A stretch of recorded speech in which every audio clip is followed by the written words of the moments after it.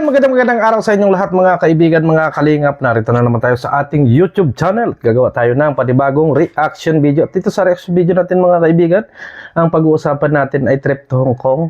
Kasi bakit nagkaroon ng issue dyan mga kaibigan, mga kalingap? At bakit, ang tanong natin ay bakit ngayon pa mga kaibigan? Ano ang pag-uusapan natin mga kaibigan. Pero bago yan, shout out muna kay Kuya Bal Santos Matubang, Kalinga Prab, and at Edna at sa lahat ng mga viewers. Mega love shout out po sa inyong lahat mga kaibigan. Kay Najee Sabicolana at TV Considerate and Ma'am Mystica Yons at kay Gingging Vlog 1991 mga kaibigan, mga Kalinga. Pakisuportahan po ang kanyang YouTube channel. So kung kagabi nga mga kaibigan ay gabi na tayo or umaga na tayo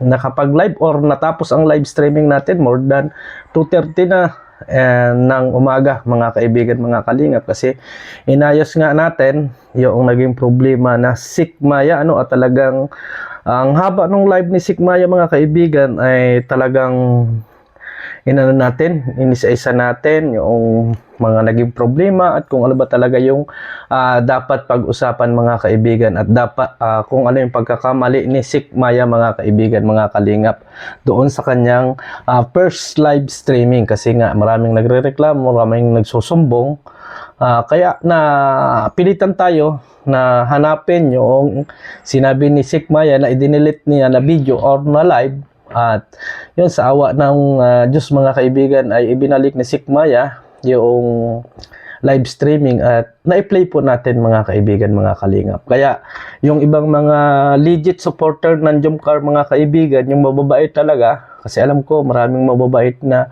supporter ang Jomcar ay naunawaan yung ating ginawang live streaming. At ito lang yung masasabi ko about sa mga nagsusumbong mga kaibigan, mga kalingap. Huwag naman natin dagdagan yung sumbong, kasi hindi ko nakikita na kayo ay concern sa Jomcar kung over yung inyong sumbong mga kaibigan. Kasi yung mga ibang legit na yung mga nakakaunawa at yung mababait ay naunawaan yung ating ibig sabihin at yung naging live streaming ni Sikmaya mga kaibigan, mga kalingap. Naunawaan nila at inisa-isa nga natin yung live na yon. At sa tingin ko naman ay wala namang issue doon mga kaibigan. Pinalala lang ng ibang basher. Parang sa tingin ko kasi yung mga nagsumbong sa atin ay hindi talaga sila nanonood nung parang gusto lang nagkaroon ng gulo yung Jomcar. Kasi mali yung sumbong, naging over yung sumbong sa atin, kaya tayo na-rattle at pinilit natin si Sikmaya. At abangan ninyo mamaya mga kaibigan, mga kalingap, sa Caraba, kasi aakyat po si Sikmaya mga kaibigan, mga kalingap. So dumako na tayo dito mga kaibigan sa ating pag-uusapan about nga po sa trip to Hong Kong ni Kuya Bal Santos Matubang. Kasi diyan po mga kaibigan, mga kalingap, matagal na nating alam na nagkakaroon po ng dalawang grupo dyan sa Hong Kong. Hindi na natin muna sabihin kung ano yung ang grupo ni Marie Pineda at yung grupo ng kabila mga kaibigan. Nagsasalpukan sila. Ngayon, yan ang masaklap, kasi hindi nga natin pinapansin ng mga panahon na hindi pa pumupunta dyan si Kuya Bal Santos Matubang. Hinahayaan lang natin sila kasi ganun talaga ang buhay.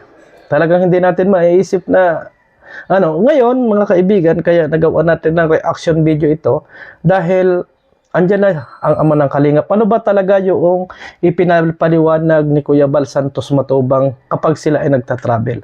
Ang sabi ni Kuya Bal Santos Matubang, maging Jomcar kayo, maging Mikres kayo, maging Danjoy kayo, maging EDC kayo, kung ano pa man ang love team na sinusuportahan ninyo, ang isipin nyo, one kalingap, one family. Bakit ang nangyari sa Hong Kong at nagkakaroon ng issue at nagkakaroon kayo ng kagulo? Hindi kayo nagkakabigayan mga kapwa ko OFW dyan sa Hong Kong. Bakit? Anong nangyari sa inyo? What happened? Na dapat kayo ang magsaayos dyan at kayo yung dyan ay nagkakaroon kayo ng grupo. At tulad na lang mga kaibigan ng isang nalaman natin, yung impormasyon na magpapa-event itong si Marie Pineda at yung kabila naman ay hindi pa magpapa-event, ay nagkaroon na kaagad ng latagan ng karton at ayaw palapitin doon yung grupo ni Maripinid. Bakit ganon? Dapat ganito, na nandiyan naman ang Kalingap, andyan sina Kuya Bal Santos Matubang, ang kaya pumunta sila dyan para kayo ay maging masaya at para hindi kayo mag-away-away. Bakit need pa na may pa-event sina Maripinida, may pa-event siya ganon? Bakit hindi kayo magsama-sama? Kasi One Kalingap, One Family. Bakit nagkakaroon kayo ng dyan, ng hatian? Anong problema? Ang sabi ng iba, ang problema si Dr. Lab. Ano ang naging problema ni Dr. Lab na dumating dyan? Ano ang naging problema ni Dr. Lab? Nanggulo ba si Dr. Lab? Inaway ba kayo ni Dr. Lab? At kung ano man ang naging away ninyo sa social media ni na Dr. Lab, or kung ano pa man yung inyong mga inag-awayan ni na Dr. Lab sa at tinakainisan ninyo, nandyan naman si Kuya Bal, ay wag na ninyong daanin sa ganon, wag na muna ninyong daanin. Kung sa social media kayo nag-away, sa social media kayo magsagutan, hindi sa personalan, mga kaibigan. Kasi may nakarating sa akin na impormasyon na si Dr. Lab daw ang nagpagulo, kaya nagagalit yung mga OFW. What happened? Ano kaya ang ginawa ni Dr. Lab? So gusto po nating malaman at makapag-live din siguro si Dr. Lab para malaman natin ang dahilan kung bakit nasabi ng ibang nagsusumbong sa atin na si Dr. Lab ang naging dahilan kaya nagkaroon ng gulo. Bakit? Anong kaguluhan na ng Dr. Lab yan? Ha? Ano na naman yung kaguluhan na yan? Hindi naman na sa akin yung explanation maigi. Sabi ko, bakit? Ano ba ang ginawa ni Dr. Lab? Ang sabi niya, malalaman mo din kapag isang araw kung ano yung ginawa ni Dr. Lab. So, ang akin naman dito mga kaibigan, kaya ginawa natin ng reaction video. Kasi, andyan ang Krista, nandiyan sina Krista, andyan sina Pau, andyan yung lahat, bago makikitaan tayo ng ganyan. So, ano po ang iisipin ng mga bata, mga kaibigan? Nagkakaroon ng hati-hati, nagkakaroon ng group by group. Diba, ang sabi ni Kuya Bal, huwag ninyong isigaw kung ano man ang inyong sinusuportahan. Kung ano man ang grupo ninyo, basta't ang isipin ninyo, andito ang Team Kalingap. Kahit ano pa ang team na dumating dyan, o kung ano pa mga team ang binuo ninyo dyan, ay doon kayo. Basta't ang mahalaga, magkaisa kayo. Kasi yung pinunta dyan ng Kalingap, mga kaibigan, ay para maging masaya kayo at maging happy. Hindi pumunta ang Kalingap dyan para kayo ay mag-away-away at magkaroon kayo ng paligsahan. Bagkus magsama-sama kayo. Walang paligsahan dapat. Walang palakasan. Ibig sabihin natin, mga kaibigan, wag nating isipin na, oy, aking grupo to. So, nagtaka ako, bakit may iba't ibang grupo yan, mga kaibigan, na dapat na totally dalawang grupo kayo, nag-usap kayo para sa Kalingap. Hindi doon sa sarili ninyong awayan, kung ano ang magandang isasalubong ninyo sa ama ng Kalingap or sa Team Kalingap, mga kaibigan. Halimbawa, grupo ko at grupo ni Sir July Paone, nagbabanggaan kami sa social media kung ano-ano yung mga nagiging away namin. Halimbawa ko lang to, Ngayon, darating ang Team Kalingap, kayo? Mag-combine kayo kung hindi man talaga masama sa loob ninyo, sabihin ninyo na, nandito naman yung Kalingap,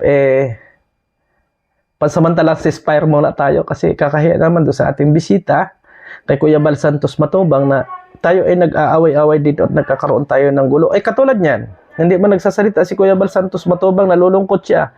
Kasi, nag-by group kayo, bago yung event ng isa, ay hiwalay dun sa isa. Bakit nauso na yung ganyan, mga kaibigan?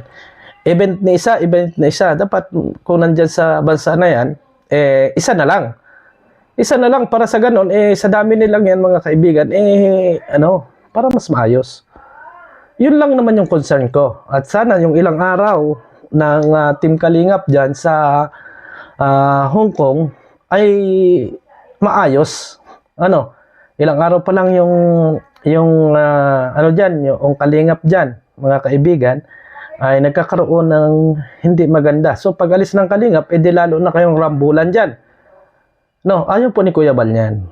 Ayaw po ni Kuya Bal niya ng mga ganyang ano. Kahit po dito sa ano, ayaw niya ng by group na yan. Parang nagpapaligsahan. Ano, nagtingin ko kasi, baka, ang tingin ko, at isip ko ay parang, ano, parang nagkakaroon ng,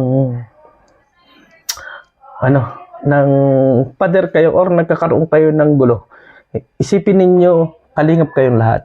Magkaisa kayo sa pagdating ng Team Kalingap. Kung iba't iba man yung mga pananaw ninyo, pansamantala ninyong iwanan yung inyong mga usapin or kung ano pa man. Ang mahalaga, naging masaya kayo, naging masaya yung Team Kalingap dyan. Kasi ang pinagtatalaga dyan ng Team Kalingap ay maging masaya kayo at hindi maging mag-away kayo o humaba yung inyong awayan. Bagkus dapat nga mga kaibigan, kung nagkakaroon kayo ng kagulo dyan, ay merong isang tao na magkaayos kayo. Magkaayos kayo kung ano ba talaga yung inyong inag-awayan at ano ba talaga yung nangyari.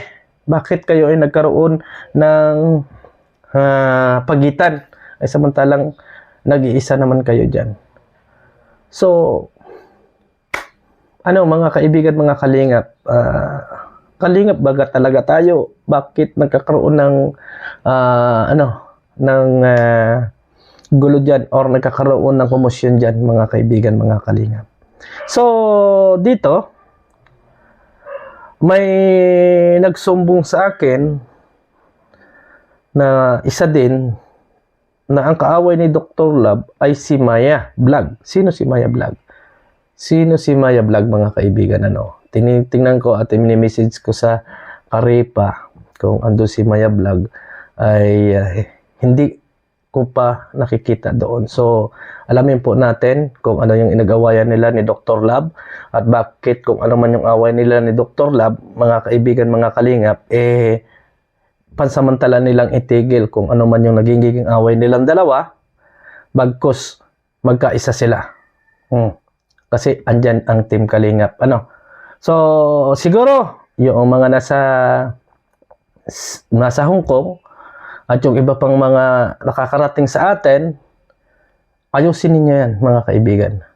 Ayusin ninyo kasi hindi naman gulo ang pinunta dyan ng Kalingap kung hindi magkaisa kayo at maging masaya ang trip to Hong Kong. No? Huwag ninyo masamain kung ako ay nakapag-content ng ganyan kasi nga, para sa akin, opinion ko, hindi maganda na nagkaroon kayo ng by group dyan bago yung by group ninyo ay nagkakaroon ng event dito, event doon. So, hindi po yan masasayahan si Kuya Bal Santos Matubang sa ganyang pangyayari. Akin lang, paalala. Kasi kayo ba yung mga nandyan, kayo yung may mga hawak ng grupo na yan. So, yung dalawang tao ay pansamantalang ceasefire muna kayo. Kasi andyan naman ang Team Kalingap. So, maraming salamat and God bless sa ating lahat. Bye-bye and see you afternoon.